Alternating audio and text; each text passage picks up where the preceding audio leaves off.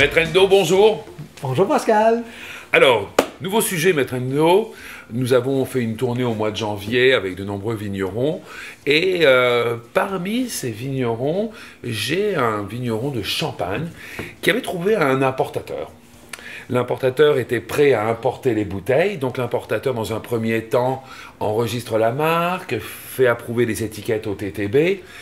Et là, surprise, quand elle passe la commande, elle explique qu'elle va donner un dépôt et qu'elle paiera la balance à 90 jours. Là, le vigneron ne connaît pas cet importateur, il n'a aucune garantie. Tu comprends que le vigneron se dit, ben, moi je vais être payé à l'avance. Là, l'importateur n'est pas prêt à payer à l'avance, il est prêt à payer dans les 90 jours. Donc le vigneron se dit, on arrête tout là. On a vu assez d'histoires aux États-Unis comme ça de mauvais payeurs. Et ma question est, que doit faire le vigneron pour récupérer les enregistrements qui ont été faits, notamment aux États-Unis, l'approbation des étiquettes et tous ces papiers? Parce que là, le vigneron il va devoir chercher un autre importateur. Comment peut-il s'y prendre? Alors, la question est très pertinente, Pascal. Merci.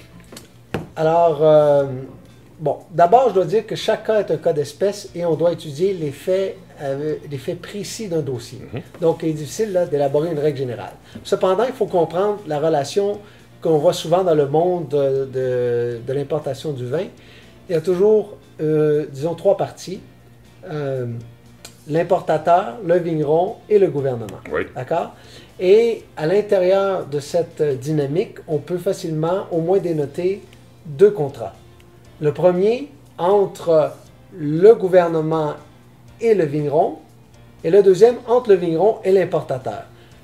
Dans le cas précis que vous soulevez, on voit que le problème se situe au niveau du contrat entre le vigneron et le gouvernement, et souvent on le voit sous la forme d'un mandat. Alors, ce qui vient avec le TV aussi, une espèce de formulaire qui donne un mandat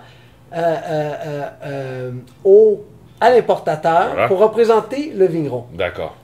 Il faut faire très attention parce que dans de telles situations, parfois l'État ne donne pas un mandat révocable, mais donne un mandat irrévocable.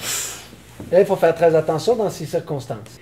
C'est pour ça que moi, je conseille toujours d'avoir un contrat très clair. Le contrat entre le vigneron et l'importateur doit être très clair.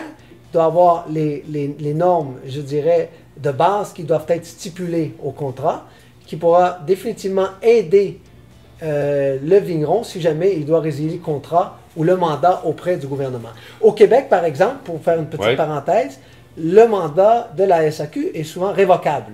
Moi, ce que je pense, c'est que le vigneron, avant même de donner une approbation à son importateur, doit mettre des conditions et pas se faire embrouiller par le système où l'importateur dit « Attendez, je dois faire approuver les étiquettes, etc. » Parce que là, on s'en va nulle part avec ces histoires.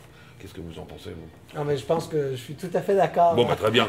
Okay. Avec vous? Maintenant, si vous avez tous compris, c'est super. Si vous n'avez pas tous compris, je vous invite à communiquer avec Maître Endo parce que c'est quand même assez complexe.